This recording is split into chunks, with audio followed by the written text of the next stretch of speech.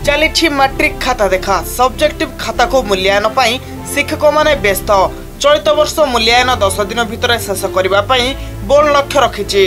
त्रुटि शून्य मूल्यांकन उपरे विशेष भाव गुरुत्वारोप करिछि माध्यमिक शिक्षा बोर्ड। प्रति स्कूल रे समुदाय 12टी यूनिट रु प्रति यूनिट रे जणे लेखाए चीफ एवं 3 जण डेप्यूटी चीफ एवं 15 जण लेखाए नियंत्रक खाता देखारे नियोजित होइछन्ति। ठीक सही परि द्वितीय तृतीय चतुर्थ एवं पंचम प्रश्नर उत्तर मूल्यांकन अलग अलग जणे निरीक्षकों द्वारा करा जाउथिबा बेले से सब जांच करबा पई उपमुख्य निरीक्षक एवं मुख्य निरीक्षक विशेष भाव ध्यान दैछन्ति। मोर समुदाय 12टी यूनिट अच्छी आ प्रति यूनिट रे जणे चीफ आ 3 जण डेप्यूटी चीफ 15 जण लेखाए एग्जामिनर प्राय 240 एग्जामिनर ई मूल्यांकन कार्यक्रम रे नियोजित होइछन्ति एवं इटा आज आरंभ होइछि। प्राय 10 to 12 डेज ये कार्यक्रम चलो।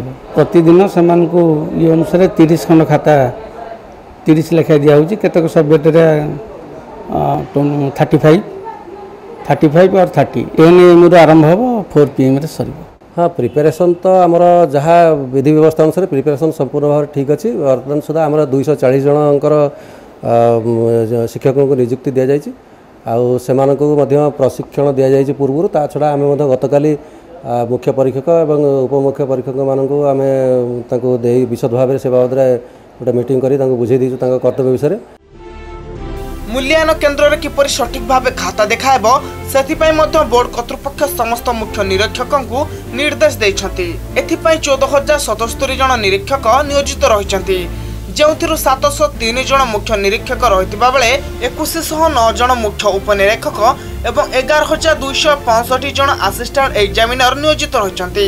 सबु मूल्यांकन केन्द्र रे सुरक्षा व्यवस्था को गुरुत्वारोप करा जायछि। पाखापाखि 1 मास मध्य परीक्षा फल प्रकाश करने को लक्ष्य रखिछि बोर्ड।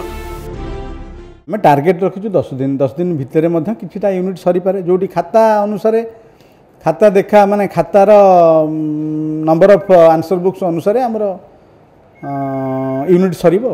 सबुगुड़िकर भैल्युएसन हो गला परे मार्क पोस्टिंग हो गला परे सेगुड़िक आमर कैंप ऑफिसर्स माने सबू भैल्यूड आंसर बुक को आनिकरी आम यही कटक रे पहुँचेबे। चलित वर्ष राज्यर 2938 परीक्षा केन्द्र रे परीक्षा दैछन्ति मोट 6,08,690 जन परीक्षार्थी। कटकରୁ सत्यदेव करंक रिपोर्ट MBC न्यूज।